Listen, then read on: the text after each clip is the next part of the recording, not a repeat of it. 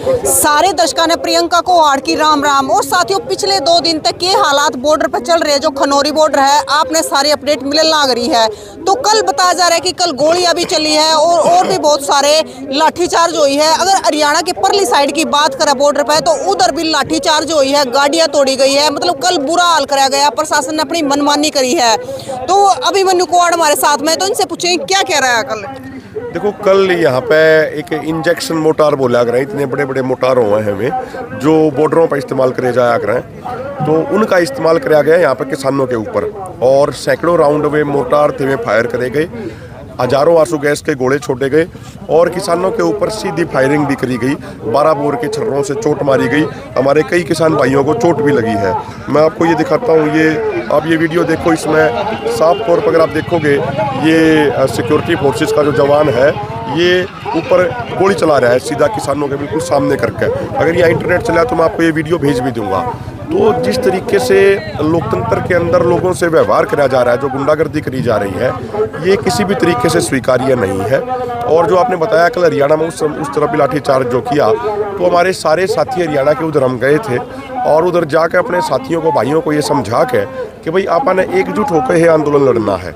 अगर आप अलग अलग बटेंगे, सरकार तो चाहे है कि अलग अलग जगह बट जावें, अगर अलग अलग जगह आप बटेंगे तो आप निश्चित तौर पर कमज़ोर हो जाएंगे।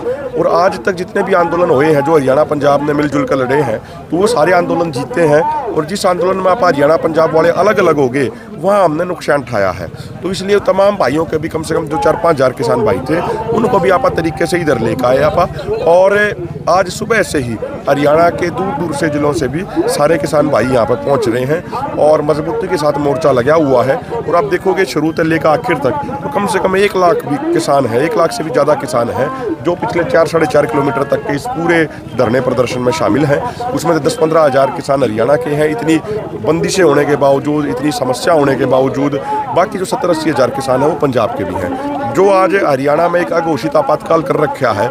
अभी मेरे पास रिपोर्ट आ रही थी, जो हमारे रोहतक जिले के जो हमारे प्रधान हैं प्रमोद जी, वहाँ उन्होंने जींद रोहतक बॉर्डर पर, जींद रोहतक रोड पर उन्होंने वहाँ पे एक धरना भी लगा दिया, जहाँ पे 2-3 हज़ार किसान बैठे हैं। लेकिन वहाँ भी बहुत सारी पुलिस फोर्स भेज कर उन लोगों को, ट्रैक्टरों को तोड़ने का प्रयास किया जा रहा है। यहाँ भी बहुत सारी ट्रैक्टर, मोटरसाइकिलें तोड़ी गई हैं।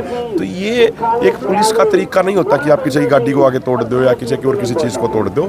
तो ये बड़ा दुर्भाग्यपूर्ण है। और अगर सरकार को ये लगता है कि सरकार इस तरीके से लोगों को दबा लेगी, तो ये सरकार की गलतफहमी है। लोग दबने वाले नहीं हैं, लोग पीछे हटने वाले नहीं हैं, लोग मजबूती से डटेंगे। तो देखो, लोगों तक तो ठीक था, लेकिन कल की अगर बात करें, एक मीडिया साथी तो भी बात हुई थी जो पत्रकार है, तो उसकी भी गाड़ी तोड़ दी गई और उसका बोलना था कि मतलब वो कैमरे भी वो कर दिए गए, मतलब वो रिकॉर्डिंग भी नहीं करने दी हमें। देखो, उसका कारण ये है कि जो एक इस सरकार का जो राक्षसी चेहरा है, जो इस सरकार का एक गुंडागर्दी का चेहरा है, या सरकार नहीं चाहती कि वो इनका गुंडागर्दी का चेहरा पूरी दुनिया के सामने जावे, ये एक्सपोज हो जाएंगे, पूरे तरीके से इनका पर्दाफाश हो जाएगा। इसीलिए पत्रकारों को चोट भी मारी गई है, शंभू बॉर्डर वाली साइड भी, और इधर भी कुछ पत्रकारों के साथ बदतमीजी कराई, सरकार ने कराई, किसी किसान ने नहीं करी।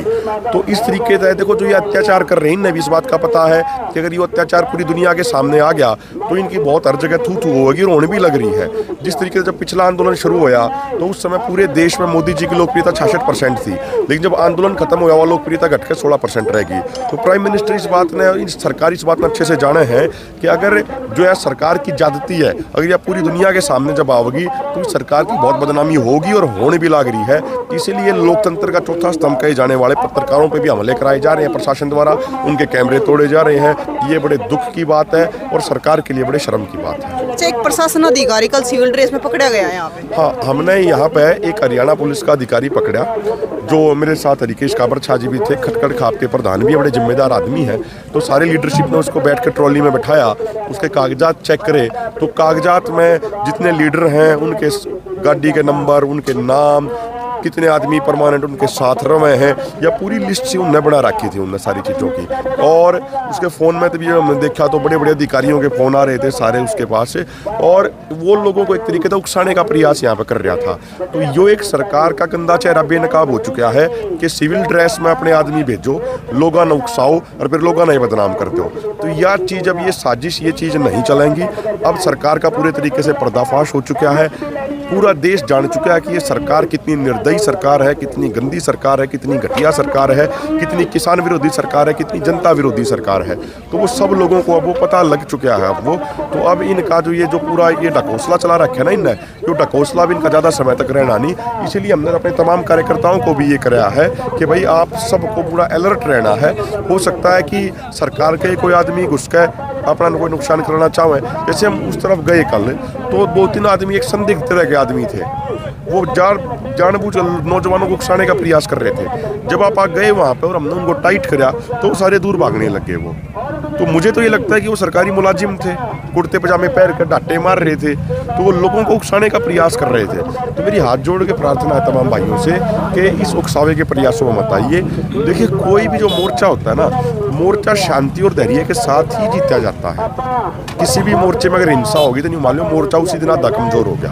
तो मेरी हाथ जोड़ के प्रार्थना है, कल तमाम संगठनों की बैठक हुई थी, दोनों फोरमों ने भी ये डिस्कस किया कि जो अपने हरियाणा के जितने भी साथी हैं, जो अपने आज भी बड़ी संख्या में यहाँ पहुँच रहे हैं, शंभू बॉर्डर पर पहुँच रहे हैं, सारे भाई व्यवस्थित तरीके से इधर आवें और जब पूरे दोनों फोरमा का आदेश हो जाएगा तब आप मोर्चा तोड़कर आगे बढ़ेंगे। जो आज शाम 5 बजे बैठक है तो उसमें क्या रहने वाला है? देखो, कोई भी बैठक में अगर आप जाएं तो बैठक में पॉजिटिवली जाना चाहिए। तो अब आप पॉजिटिवली हमारे साथी गए हैं, आज हमने दूसरे साथियों की ड्यूटी लगाई है। क्योंकि देखो, ये जो मैं आपको बताऊं, परसों जब से यहाँ पर आए हैं हमने एक भी सेकंड के लिए जो मोर्चा नहीं छोड़ा है। बहुत सारे और भी कई पत्रकार भाई आए हैं, हमें कहे कि जी थोड़ा उधर आ जाओ, थोड़ा उधर आ जाओ। हमने कहा कि नहीं भाई, कोई और साथी आवे मिलने के लिए। मैं कहा भाई यहाँ आओ, क्योंकि जो ये लाखों आदमी हैं इनकी जिम्मेदारी बनती है हमारे ऊपर। अगर किसी माँ के बेटे का नुकसान हो गया तो उसके दोषी हम माने जाओगे, जीवन भर उसका पछतावा हमारे मन पे नहीं जाओगा। इसलिए हम बिल्कुल 24 घंटे यहीं पे हैं। हमने और साथी आज मीटिंग में गए हैं, हमारे और साथी लगभग 7 लोगों की टीम एक फोरम की तरफ से गई है, दोनों फोरमों की तरफ से 14 साथी जाओगे और सरकार जो बात लेकर आई उस बात में विचार करेंगे, सुनेंगे उस बात में। एक चीज और सामने आ रही है भैया कि मतलब कह रहे हैं कि जो किसान बैठे हैं यहाँ पे या फिर शंभू बॉर्डर की बात करें तो नेतृत्व करने वाला नहीं है कोई। नहीं, आप देखो, ये किसान जो शांतिपूर्ण तरीके से बैठे हैं खनौरी बॉर्डर पर, शंभू बॉर्डर पर, हमारे किसानों की तरफ से 1% भी हिंसा नहीं हुई। तो ये नेतृत्व के कारण तो संभव हो पाया होगा भाई। और नेतृत्व किसने कहे हैं? अब हो सके सरकार वाले नेतृत्व उसने समझते हो, अगर मोदी साहब कितनी 8,000 करोड़ के जहाज में उतरेंगे, 500 करोड़ का जनता के रुपये का हेलीकॉप्टर ले आओगे और फिर बेवजह की हवाबाजी करेंगे। अगर हो सके सरकार उसने नेतृत्व मानती हो। हमारा तो नेतृत्व, हमारा मानना ये है कि नेतृत्व वो होगा जो जनता के बीच में, जनता के दौरे, सड़क पे सोवे, सड़क पे खावे, सारे काम याड़े ही करे। और यो इन भाइयों का प्रेम है कि आप देखो स्टेज चल रही है, आप दिखाओ बेशक एक बार शांतिपूर्ण ढंग से चल रही है, तो ये नेतृत्व के कारण तो संभव हो पाया होगा। यो बिना नेतृत्व के क्यों संभव हो जाएगा यो? तो आज जो पूरे तरीके से 3 दिनों से शांति है, ये दोनों फोरमों के नेतृत्व की एक तरीके से मैं ये एक जीत कहूँगा कि उन्होंने सरकार द्वारा इतने उकसाने के बावजूद जो इतने शांतिपूर्ण रहे हैं, नेतृत्व के कारण ही संभव हो पाया है। मतलब अब तक मतलब कितनी बातचीत हुई सरकार से, उसमें अब तक बात नहीं बन पाई है, तो अब लगता है कि कुछ बात बन पाएगी। जो एमएसपी का मुद्दा, जो पिछली बैठक 12 तारीख को हुई थी, एमएसपी के मुद्दे पे, अपने किसान मजदूरों के कर्ज माफी के मुद्दे पे, स्वामीनाथन आयोग की रिपोर्ट के मुद्दे पे सरकार ने कुछ नहीं कहा।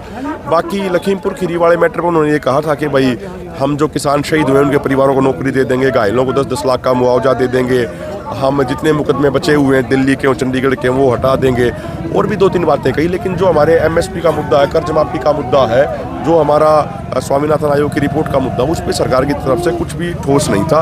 आज क्या आएगा मीटिंग में वो हम आपसे साझा कर देंगे। तो उसके बाद मतलब कुछ हल निकलेगा या नहीं निकलेगा, उसके बाद आगे की रणनीति रहेगी? देखो, आप उम्मीद पे दुनिया कायम है, उम्मीद करना चाहिए कि हल निकला, नहीं निकलेगा तो आप आगे बढ़ेंगे दोनों फर्मों के फैसले के बाद। लेकिन दिल्ली कुछ करेंगे, दिल्ली कुछ होगा, निश्चित तौर पर होगा।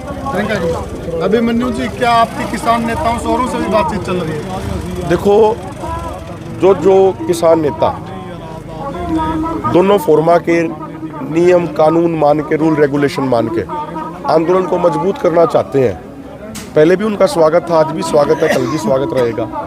तो आपा को किसी को कोई किसी से कोई मतभेद नहीं है, कोई इशू नहीं है। जो रूल रेगुलेशन मान के आना चाहे उनका स्वागत करा जाएगा, उसमें क्या दिक्कत है? अभिमन्यु जी, एक सवाल और है। एक जैसे गुरु अपना बहादुरगढ़ के जो व्यापारी हैं उनकी तरफ से आया है कि भाई वो किसान स्वागत है, हम उनके हितैषी हैं, पर वो इसकी बजाय अगर सरकार उनको कोई और जगह दे दे या वो जहाँ पर वही पक्का मोर्चा लगा दे, क्या इस प्रकार से भी कोई विचार किया जा सकता है? नहीं, हमने तो जंतर मंतर जगह मांग रखी है, पहले लिखित में दे रखा है। सरकार जंतर मंतर हमें दे दे, हम वहाँ चले जाएंगे। कोई रोड पे बैठने का शौक थोड़ी ना हमें, जंतर मंतर में जगह दे सरकार, हम वहाँ जाएंगे। तो तो साथियों लगातार तस्वीरें आप देख रहे हो खनौरी बॉर्डर की, किस किस प्रकार 2 दिन तक यहाँ पे माहौल रहा है। और आज 5 बजे मीटिंग है, तो जो वहाँ पे निष्कर्ष निकल कर होगा वो भी आपने दिखाएंगे। तो लगातार किस प्रकार कल बताया भी, कल गोलियां भी चली गई है और एक प्रशासन का ही व्यक्ति बीच में आकर मतलब किसानों को भड़काने का काम किया गया। तो इस सारी साजिशा न लेकर आपकी क्या राय है जरूर बताएं और तस्वीरों को शेयर करें। आगे की अपडेट भी आपको लगातार दिखाते रहेंगे। जय हिंद।